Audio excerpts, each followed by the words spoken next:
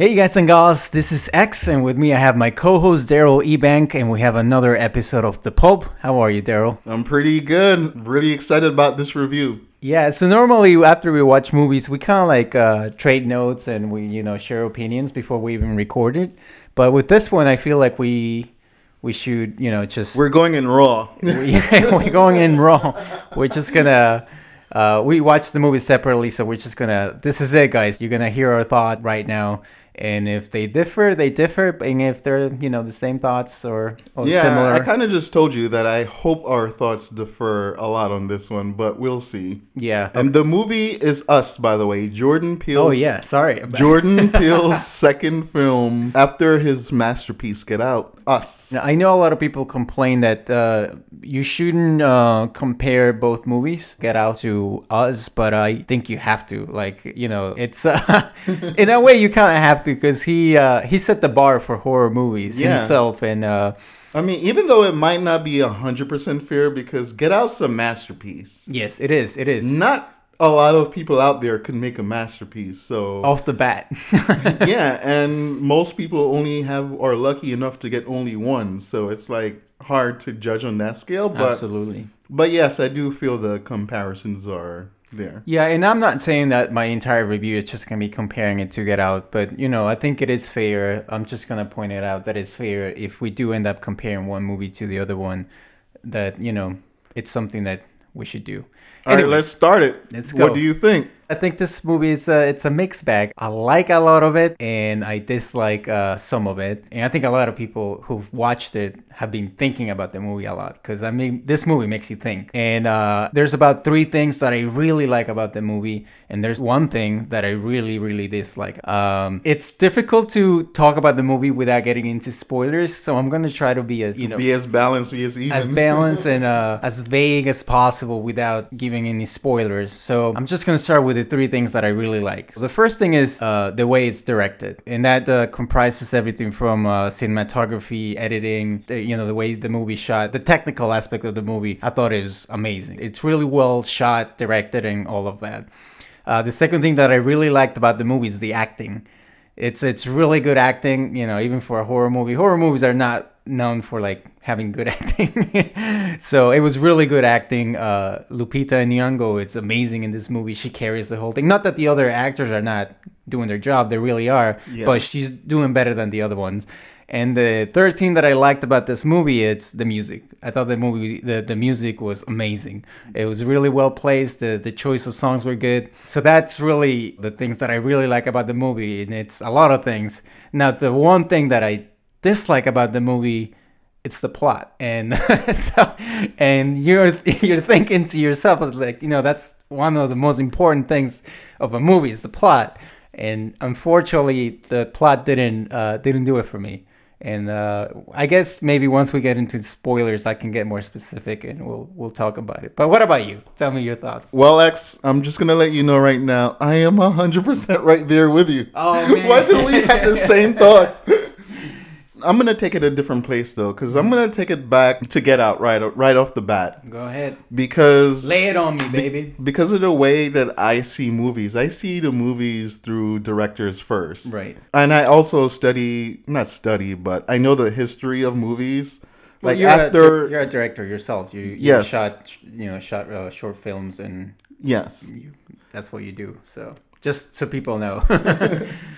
Yeah, so the lens I was looking at it through is like a lot of directors, after they make their first hit, they get kind of like caught up in their own head. And I think that's precisely what happened here with Jordan Peele. You did warn me about that before the movie came out, and as soon as they came out of the movie theater, I said, Daryl was absolutely right. Like, and it's not I was disappointed that you were right. And I'll say this, I thought it was a pretentious movie. Mm-hmm.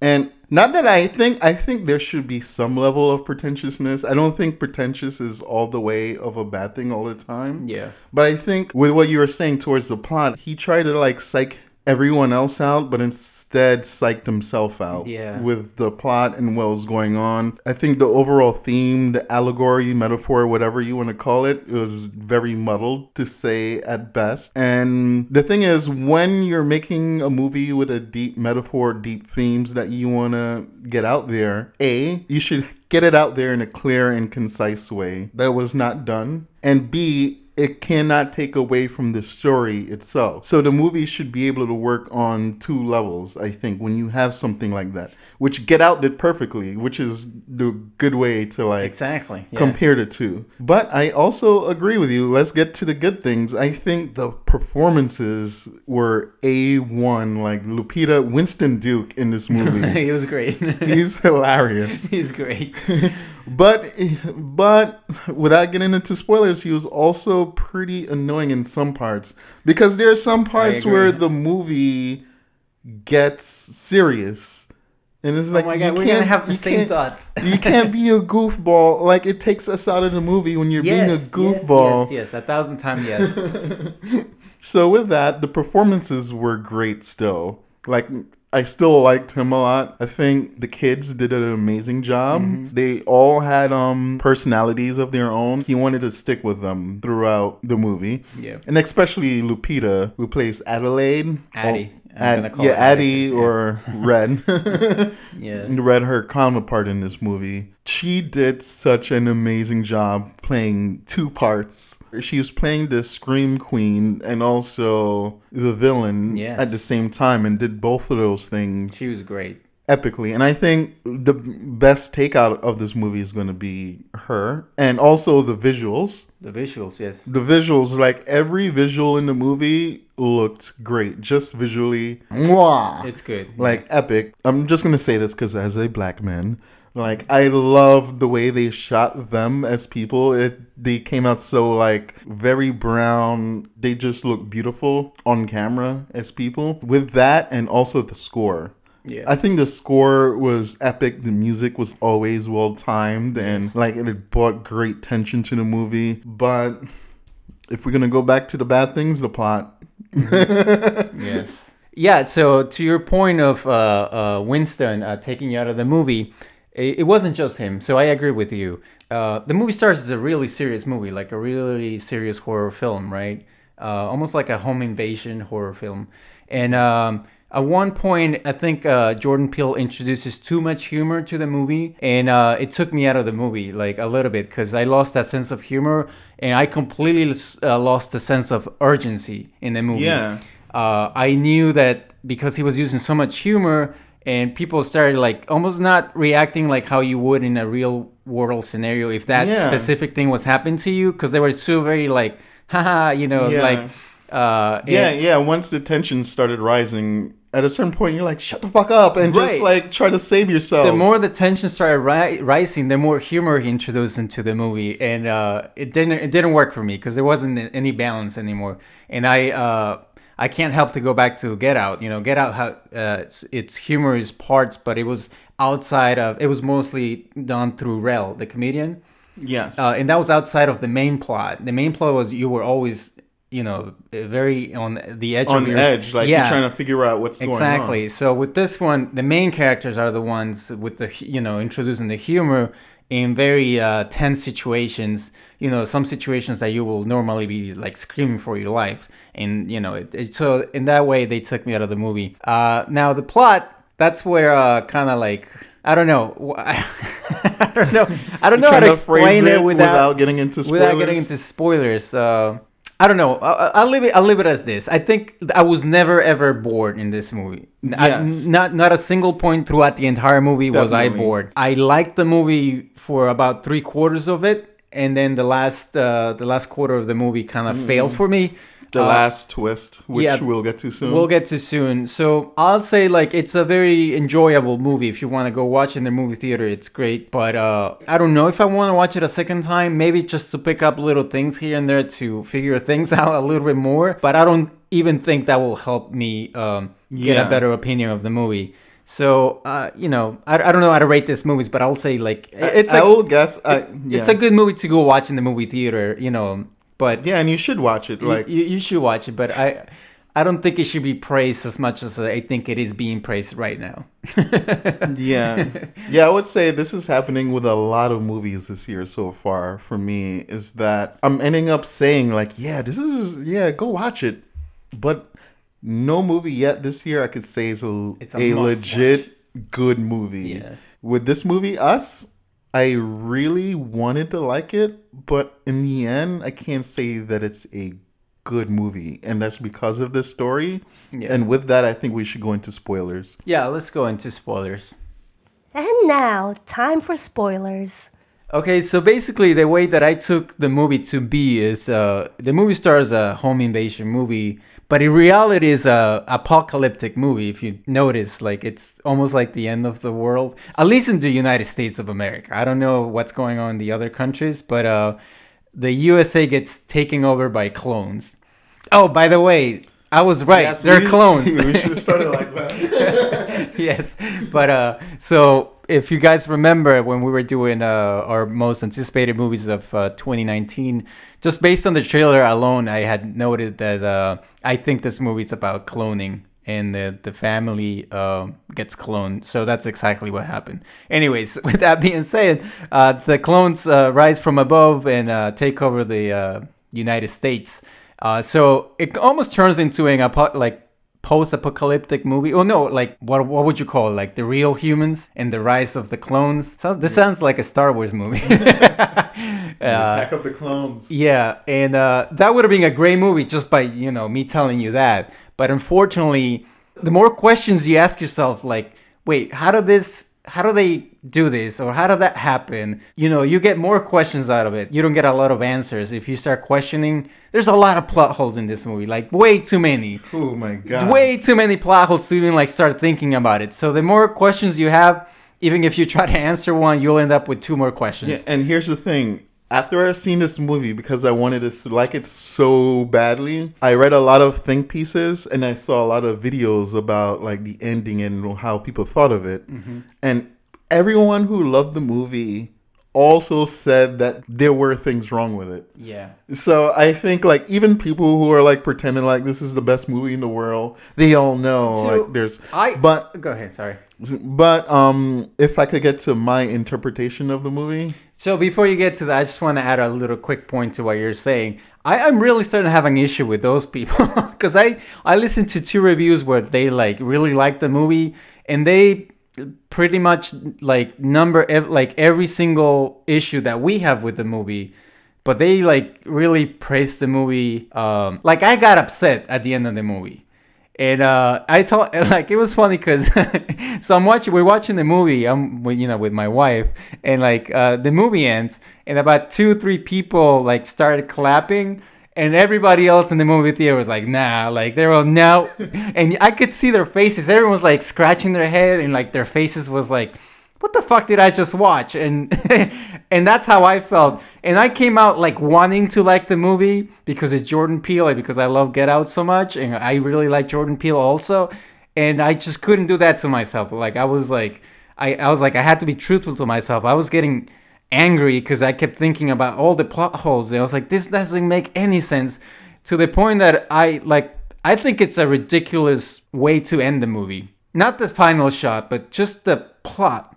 The very last part of the movie. And I just can't give it that much praise, if I'm being honest. I think that, the points that we already touched on, it's greatly directed, it's good music, the acting is great, but I think that's as far as I go. Other than that, I wouldn't be praising this movie that much. It does seem weird when you say a movie is well directed, great performances, and good music, that a movie wouldn't be that good. Right, but the plot is very important. That's why I think story is A1 for me. It's A1 in movies, and I don't think it should be overlooked. But anyway, now if I could get to my interpretation. My interpretation of the film is that it was about class. Mm-hmm. It was about the weak and the downtrodden being held down by the privileged. It's about the haves and the have-nots, and it's about the have-nots wanting to make an uprising because of different things that they said right away. they asked her who we are. She said we're Americans. Dude, we even have the same like theory, because I was gonna talk about the exact same thing you're telling me right now. Yeah. This is about class, or yeah, it's definitely about class, but there are a lot of things that this movie gets weird. Like, I don't even know if he knows exactly what he's trying to say about class. Because, like, are we even supposed to be wanting the uprising or not? The privilege? Because, like, the unprivileged are coming up and murdering people. Is that, like, the image that we want to see? I don't know, Is that going to make everything better? No, like... The point he was trying to make completely gets lost with the story, with the plot. Yes, especially with Red and Addie, her character who started the uprising because of her magnificent dancing. Yeah. So, to add to your point again, so I forgot what the movement was called, but that movement that were holding hands in 1986. Hands Across America. Yeah, so Hands Across America was literally made to point out, homelessness and bring out the attention to the poor people. Yeah. That was the whole point. And by the end of the movie, the clones are literally doing that. And like you said, and I had the same theory, and I didn't know if I was going to talk about it because I might sound crazy, but I was going to literally say the same thing. Like, the movie, it's about, you get to see two families that are pretty well off. They have yachts, they have summer houses. Yeah, it doesn't matter if like they're white or black. They're well off families, and almost perfect families. Like the kids are nice. At least one of the families. And they're going to the beach, and they're pretty well off. And one of the key points to our theory, I guess, at this point is when she says like we're Americans. So it's like the well-off, and the other, it's just the other people that nobody even looks at, the poor people. It's like, we're also Americans, but no one's paying attention to us. No one's taking care of us.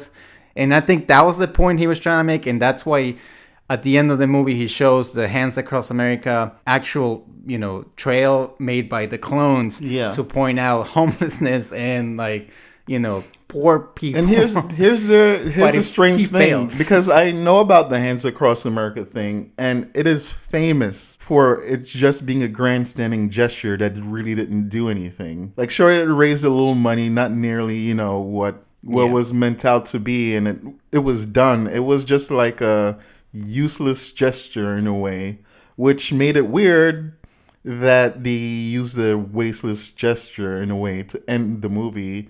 That's not powerful. But, like, if you want to get to the not amazing, because I think the twist, which I know I called out in my head during the movie, as soon as you find out that the girl isn't talking much, I'm like, oh, they switch bodies. No, I mean, the trailer spoils that part, like, right off, because in the trailer, you can see the clone choking the girl, young Addie. No, I didn't. So that's in the trailer. So if you watch the trailer and then you go watch the movie, you already know she's going to be taken over by the clone, and something's going to happen. So off the bat, you can almost predict what's going to happen at the very end. So the trailer spoils that for you right away. And during the movie too, like there's a lot of hints here and there. Like I guess it was heavy, and so it wasn't really impactful at the end. It wasn't. Yeah. It wasn't, and it also doesn't make any sense to the plot. So if she knew that she did that and something like this would happen, what in God's world would give her get her to bring her family there if she wanted? I get the feeling that it's not like she knew, but she completely blocked it out of her head. That happens to, I guess, kids when they go through trauma or something like that. They completely block it out. I mean, that's what I got from it. Like, she blocked it out until the very end, and then it came back to her. I thought she kind of knew the whole time. I didn't take it that way. I thought that until she was looking through outside the window, that's when it came back to her. Yeah, I think. But she just knew something was up, that she shouldn't be there. Yeah.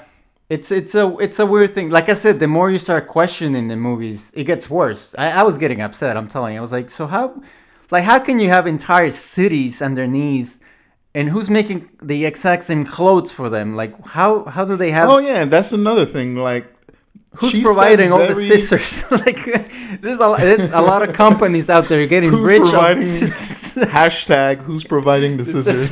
Yeah. The clothing, like even like if you just push that to the side, like a lot of it, like sometimes they're mimicking what their counterparts up top are doing. Sometimes they have free will. It doesn't make sense. I mean, set up the rules. Apparently they're soulless, but like apparently Addie definitely has a soul because she's caring for her kids and whatever. Like there was no rule set in this universe. It's like he wanted to set a rule and then he'll break it himself like later on in the movie. To do something like, oh, I have this idea, this pretentious idea that will make people's head explode, but it really doesn't work. So it takes off all the emotional impact of the movie. I think the whole concept just went over his head a little bit. I mean, he'll set up rules like at the big, when they first get invaded at home by the clones, you could see the kid, Jason, and the clone. They kind of like what Jason does or what the clone does, like they mimic each other. Yeah. But they will break that right away. Like, at one point the clone can do whatever he wants. And it doesn't matter what the kid does, he wouldn't, mimic it. So there's no consistency in the rules, and I hate that kind of stuff because I like to see consistency through the movie. That makes the movie good. Yeah, and with that, like a lot of the themes and allegories he's trying to get across in the movie, Jordan Peele, it gets kind of lost because he only half explains things. Yes. Like, it's either like some of these plot points matter or they don't. Like, you can't just play both sides of the fence. And it didn't help that whoever was explaining most of it was, what was her name? The clone that didn't happen. Red. So she was the actual real human being, turned out to be the real human being. She wasn't the clone. But because she got choked when she was a kid. She lost her voice. And she's the one, like, doing the exposition. She's the one explaining things. And the way she talks like this, and it's really hard to understand what she's saying, and that didn't help anything to the movie. Yeah. Which, by the way, like it still is like a good effect because it's really creepy. No, I'm not saying it works well, but it didn't help because she's the one explaining what things. And especially knowing why, like she talks like that makes sense, and she's the only one of them who can talk. Well, yeah, she's a which real is human, another hint that everyone should have gotten throughout the movie. Like I said, if you watch the trailer, they'd spoil that right away. So, I just wanted to say another bad thing about it is that I was really frustrated because the villains in this movie were so dumb. I mean, the tethered in this movie, they were so dumb. Like other tethered families, like they kill their people right away and join the line. They were like trying to play around with their bodies like some weird overdone Hollywood horror movie trope. Yeah, exactly. And it was just really frustrating for me to watch during the movie. At a certain point, I'm going to lose interest. It's like, oh, they're all going to survive because they're all so dumb, not killing them right away. And something to add to that, it was, so whenever someone who was part of the main family was being attacked and was getting to the point that they were going to be killed, he did this so many times. They will be saved at the very last second, right? So whenever the dad was about to get killed, he will get saved, and the kids, they will get saved, or the mom will get saved. And I was like, I knew what was going to happen. Every scene that someone was about to get killed who was part of the main family, they will get saved at the very last second, which we've seen that thousands of times in every horror movie that's ever been made. And I was like, again, really, we're doing this again, like the same old trope of like saving the main characters at the very last second. Supposed no soul villain like wouldn't just kill their supposed target like right away. It's just weird. Yeah. I don't know. I mean, we can go on and start questioning things about it. And we're not nitpicking. These are things that should be thought of before during the writing of the movie, not, I think he needed someone in there in the writing room with him. It was like, but come on, but Jordan, this doesn't like make total sense. How are you going to connect these things, or these things are not adding up too well? I'm sad that you were right about him maybe not, because he set the bar so high after the first movie that he kind of like failed a little bit in my opinion with this one. Yeah. It's a very enjoyable movie, but I just can't help but to start questioning so many things about the plot that almost makes me angry. Oh yeah. And along with the people downstairs, I think she said like a sentence or two about how people created them, but they just abandoned them. Yeah, oh my like God. they just abandoned this whole city full of people without doing something about that. Right. So because of a failed experiment, like that doesn't make any sense. That makes no sense. I was I was trading notes with my wife with Elle, and I was asking the same question. It's like, wait, they said that she said humans created this, and I'm like, who are these humans? What happened to them? And why did they create this? There's no, and at the very end, she goes like, God is like made this happen, and through the dance, right? Yeah. And I'm like, what does that mean? Because I don't get it. Well, what does that mean? Like you started dancing? People saw that she could dance, but she's being mimicked. So wouldn't that happen with other dancers? And she wouldn't be mimicking because she was the clone. Yeah, that's true. It makes no sense. None of it makes sense. Like, there's a lot of rules broken throughout this whole experiment. So I didn't think that. Shit, man. I hate a movie that has the great potential that it has. Cinematography, music, and performances that I have to hate on this much. Yeah. I mean, this is something that I forgot to talk about at the beginning of the review, but I do like the fact that this is something new and creative, right? He actually sat down and wrote it, even though it didn't work out well. But it's not a reboot, it's not a remake, it's not a sequel, it's not a prequel, it's not based on a book. It's something that he thought out and it was I have to congratulate Jordan Peele on this. I think this is the best-selling movie that wasn't a thing from before since Avatar. Oh, really? So it's been that long. Wow. Yeah, a lot of people are losing, their creative mind just by doing reboots and remakes. I think it says more about the world of movies now. What kind of projects people are making. Want, they want money, and they want to go with the IP that's already proven to make money. So that's unfortunate. But I don't know. Anything else you want to say about the movie before we get out? Who, us? Keanu.